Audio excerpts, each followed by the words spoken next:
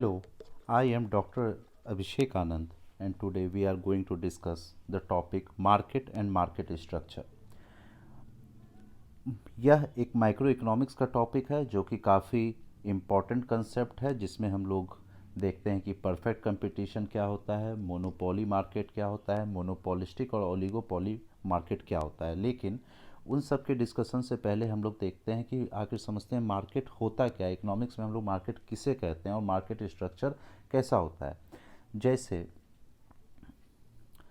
हम लोग normally market जो कहते हैं नॉर्मल भाषा में, लेमन लैंग्वेज में, वो किसी एक प्लेस को बोलते हैं जहाँ पर कि हम लोग जाते हैं, सामान की खरीद बिक्री करते हैं, बार्गेन करते हैं और एक प्राइस पर उसको खरीद लेते हैं। लेकिन जब हम लोग इकोनॉमिक्स की बात करेंगे तो इकोनॉमिक्स में मार्केट वो सारे स्पेस को डेजिग्नेट करता है जहाँ पर कि बायर और सेलर एक दूसरे से बार्गेन करता है और क्या करता है, डिटरमाइन करता है, एक स्पेसिफिक प्राइस को डिटरमाइन करता है। ये ऑनलाइन हो सकता है या कहीं भी हो सकता है। तो यहाँ इसका मतलब क्या हुआ कि हम लोग किसी स्पेसिफिक प्लेस पे हम लोग नहीं जाते हैं। ये किसी एक स्पेसिफिक प्लेस से मतलब नहीं करता है, ये कहीं भी अगर बार्गेन हो रहा है तो उसको हम लोग मार्केट कहेंगे। तो इन चीज़ों से हम लोग क्या समझ में आता है, हम लोगों को कुछ बातें याद रखनी हो कि ये किसी एक स्पेसिफिक प्लेस से मैटर नहीं करता है मार्केट। दूसरा, यहाँ बार्गेन होता है बायर एंड सेलर्स में। बार्गेन होने से क्या होता है, बायर बोलता है हम इतने प्राइस में खरीदेंगे और सेलर बोलता है हम इतने प्राइस में बेचेंगे। तो एक निश्चित प्राइस पर एक निश्चित प्राइस डिटरमाइन होता है जो कि एक गिवन टाइम पर होता है। तो ये मार्केट होता है आपका। उसके बाद है कि मार्केट का एसेंशियल्स क्या है, क्या क्या ज़रूरी है मार्केट के लिए। मार्केट के लिए पहला एसेंशियल या बाज़ार का जो तत्व है वो क्या है, वो एरिया है। अब एरिया के बारे में इसमें क्या कहा जाता है कि ये किसी भी एरिया पे लिमिटेड नहीं है। ठीक है, ये एरिया पे लिमिटेड नहीं है। जैसे एग्जांपल के तौर पे है कि एक बिहार का कोई भी जो प्रोड्यूसर है या जो सेलर है वो यूरोप में बैठे किसी कंज्यूमर को भी अपने सामान को बेच सकता है यहाँ से बैठे बैठे ऑनलाइन के माध्यम से। या मान लीजिए कोई अहमदाबाद का कोई प्रोड्यूसर है जो कि कपड़ा उद्योग है उसका, और वो बैठे बैठे सिंगापुर में अपने कस्टमर को सामान बेच देता है। तो ये इससे हम लोग क्या समझते हैं, ये किसी एरिया पर लिमिटेड नहीं होता है, इसका एरिया काफ़ी व्यापक होता है। ठीक है। दूसरा, वन कोमोडिटी। हम लोग जब भी यहाँ पर इकोनॉमिक्स में मार्केट की बात करेंगे तो केवल एक कोमोडिटी के बारे में बात करेंगे। ऐसा नहीं कि वहाँ पर सारा सामान जहाँ पर अवेलेबल होता है, जैसे हम लोग मार्केट जाते हैं, मॉल चले जाते हैं तो वहाँ हम लोग को सारा सामान अवेलेबल होता है, हम लोग उसको मार्केट कहते हैं। तो नहीं, यहाँ पर हम लोग किसी एक जो प्रोडक्ट है उसी के मार्केट की बात करेंगे। जैसे यहाँ पर आप देख सकते हैं, यहाँ क्या है, यहाँ फ्रूट मार्केट दिया हुआ है, गारमेंट का मार्केट दिया हुआ है, ऑटोमोबाइल का मार्केट दिया हुआ है। मतलब किसी हम केवल एक प्रोडक्ट के मार्केट के बारे में बात करेंगे। ठीक है, ये दूसरा हुआ। ये तीसरा एसेंशियल थिंग क्या है, इम्पोर्टेंट तत्व क्या है मार्केट का, कि वहाँ बायर और सेलर होना चाहिए। ये होना ही चाहिए, क्योंकि जब तक कोई बायर एंड सेलर नहीं होगा तब तक कोई भी सामान की खरीद या बिक्री वहाँ पर नहीं होगी। इसीलिए कोई भी market without buyer and seller possible नहीं है। चौथा आपका महत्वपूर्ण तथ्य है कि वन प्राइस का मतलब है कि जब कंपटीशन इंडिपेंडेंट होता है बायर एंड सेलर के बीच में। कंपटीशन इंडिपेंडेंट होने का मतलब क्या है कि वहाँ कोई भी बैरियर नहीं है, वहाँ पर कोई भी रूल्स एंड रेगुलेशन नहीं है।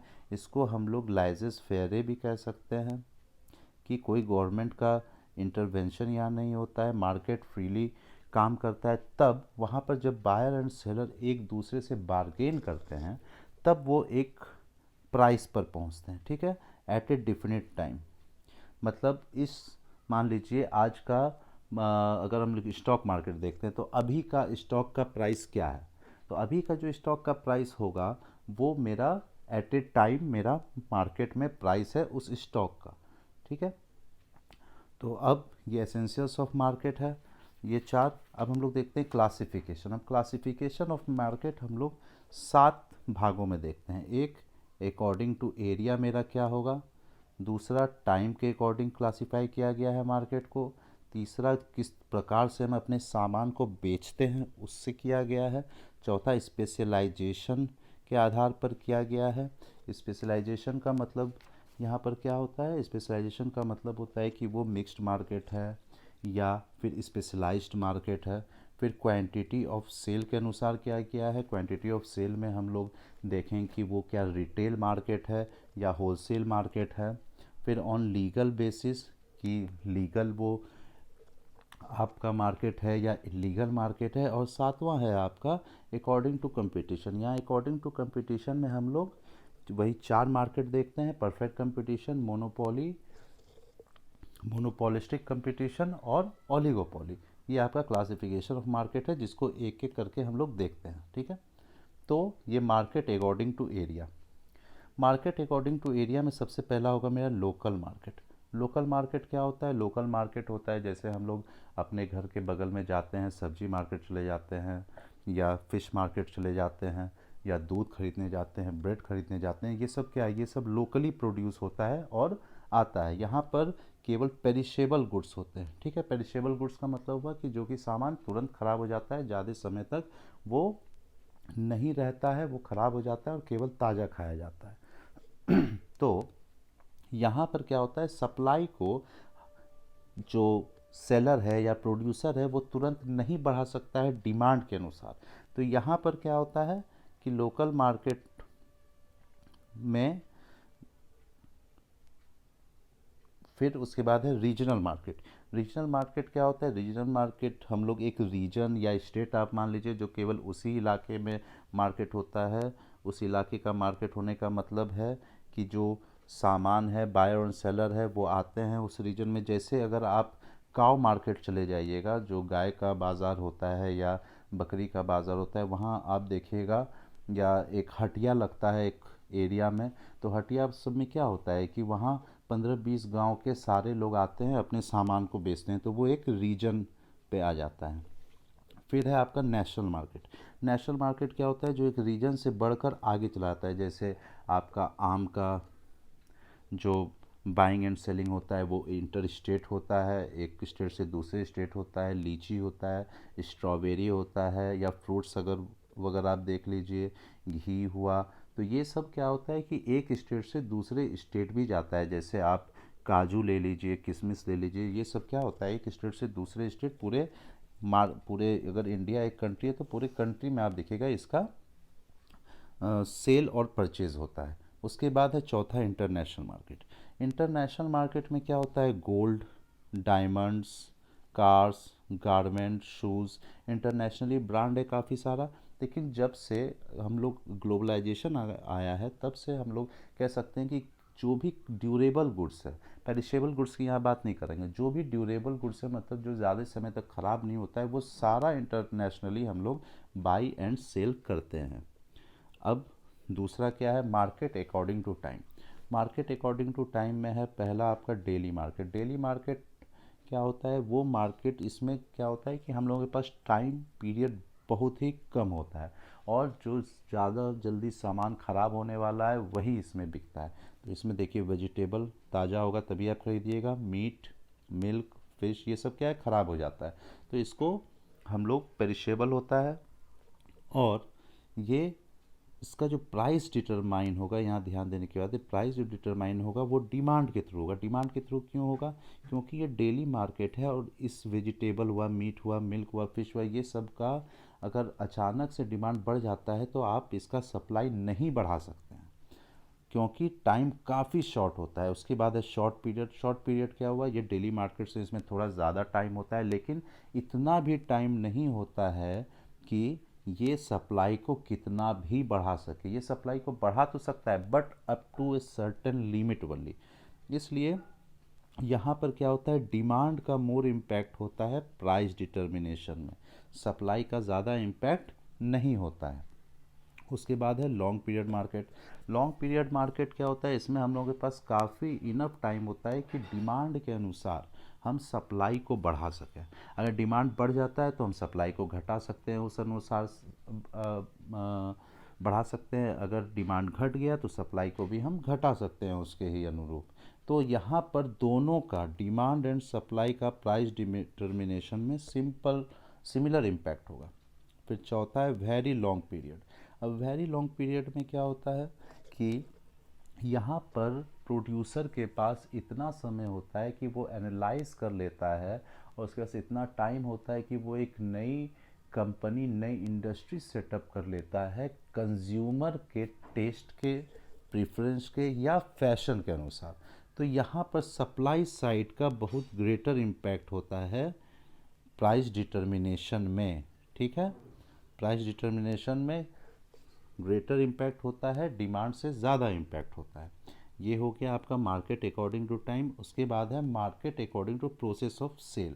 अब प्रोसेस ऑफ सेल कैसे होता है, हो सकता है हम इंस्पेक्शन करते हो, पहले हम सैंपल देखते हो, यूज़ करते हो, उसकी या तो ग्रेडिंग या तो ट्रेडमार्क। सबसे पहले देखते हैं sale after inspection of good. Sale after inspection of good का मतलब है कि यहाँ वो सारे गुड्स को हम लोग लेते हैं जो कि बिकता है जब हम उसका इंस्पेक्शन कर लेते हैं उसके बाद। जैसे आप मान लीजिए कि आप गाय खरीदने गए घर में रखने के लिए, पालने के लिए, तो आप देखिए कि वो दूध कितना देती है, वो स्वस्थ है कि नहीं है। फिर आप अगर मान लीजिए डॉग खरीदने गए तो आप उसके ब्रीड को चेक करते हैं कि ब्रीड ओरिजिनल है या नहीं है। तो यहाँ पर आप लोग पहले इंस्पेक्ट करते हैं, उसके बाद प्रोडक्ट को खरीदते हैं। दूसरा आपका है आफ्टर एनालिसिस ऑफ सैंपल। आप देखते होंगे कि बहुत सारा प्रोडक्ट कॉस्मेटिक में खासकर, या आप रिटेल में भी जाइएगा तो आप देखिएगा कि अगर आप कुछ सामान लिए, अगर आप जैम लिए हैं तो साथ में आपको मैगी का एक छोटा सा 5 रुपए का पैकेट फ्री में दे देता है। कोको कोला लिए तो उसके साथ में कोई टॉफ़ी फ्री में दे देता है। या आप कोई कॉस्मेटिक का प्रोडक्ट लिए तो उसके साथ कोई क्रीम फ्री में दे देता है। तो ये क्या होता है, ये सैंपल देता है। ये प्रोड्यूसर क्या करता है, सैंपल देता है कंज्यूमर को फ्री में, ताकि वो कंज्यूमर उसको ट्राई करे, उसको यूज़ करे, अप्लाई करे, और उसके बाद अगर वो उससे संतुष्ट होता है तो वो फिर आगे जाके उसका प्रोडक्ट को खरीदेगा। तो यहाँ पर क्या होता है कि पहले सैंपल को यूज़ करता है, उसके बाद कंज्यूमर उसको खरीदता है। जैसे आपका सोप हो गया, सर्फ हो गया, पाउडर हो गया, क्रीम हो गया, एट्सेट्रा। उसके बाद आपका आता है sale of good according to grading. ठीक है, ग्रेडिंग दिया जाता है। जैसे कोई राइस है, देहरादूनी राइस ही है, तो उसमें देहरादून 1, देहरादून 2, देहरादून 3 करके उसका ग्रेडिंग किया गया है। जैसे देहरादून 1 हुआ तो वो बेस्ट क्वालिटी का हो गया, देहरादून 2 हुआ कंपेरेटिवली उससे लोअर ग्रेड का हो गया। तो ये इससे कंज्यूमर समझ जाते हैं इस ग्रेडिंग से कि प्रोडक्ट का क्वालिटी क्या है, उसके बाद उस क्वालिटी के अनुसार उसको वो परचेस करते हैं। चौथा है ट्रेडमार्क। ठीक है, ट्रेडमार्क जैसे एडिडास हो गया, एप्पल हो गया, या आपका और भी कोई स्पार्क्स हो गया, जो भी ब्रांड है, आप ब्रांड देख के जब उस पर भरोसा करते हैं, ब्रांड अगर आपके अंदर, जैसे टाटा हुआ, आपको एक भरोसा अगर हो जाता है तो आप उसके प्रोडक्ट को ऑटोमेटिकली खरीद लेते हैं। तो ये सेल बाय द ट्रेडमार्क हो गया। उसके बाद क्या है, मार्केट अकॉर्डिंग टू स्पेशलाइजेशन।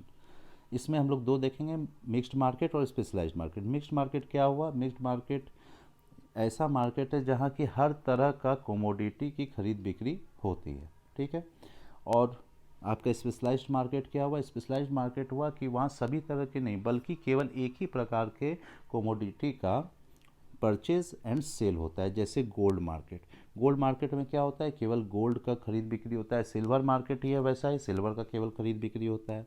तो ये हो गया मार्केट अकॉर्डिंग टू स्पेशलाइजेशन। उसके बाद है आपका market according to quality of sale. यहाँ पर हम लोग देखेंगे रिटेल मार्केट और होलसेल मार्केट। रिटेल मार्केट क्या होता है, हम लोग जो जाकर खरीदते हैं डेली यूसेज का सामान, तो हम लोग रिटेल मार्केट में जाकर खरीदते हैं। तो रिटेल मार्केट में जो हम लोग खरीदते हैं उसका जो क्वांटिटी होता है वो काफ़ी हम लोग कम क्वांटिटी में खरीदते हैं।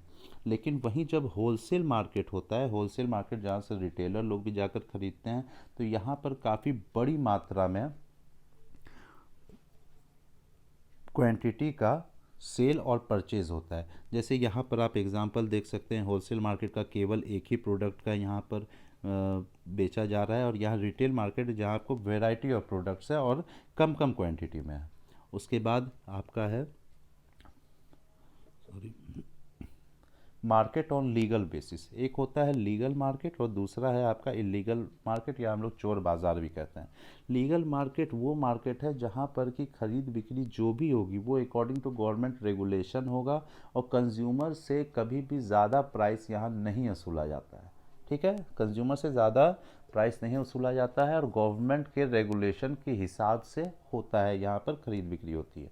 और दूसरा क्या है, इलीगल मार्केट। यहाँ पर क्या होता है, ये इलीगल मार्केट है, यहाँ पर हायर प्राइस किया जाता है और ये गवर्नमेंट रेगुलेशन के अनुसार नहीं चलता है। जैसे एग्जांपल में आप ड्रग मार्केट ले सकते हैं, या आपका मान लीजिए चोरी का सामान कहीं बिक रहा है तो वो हो गया इलीगल मार्केट।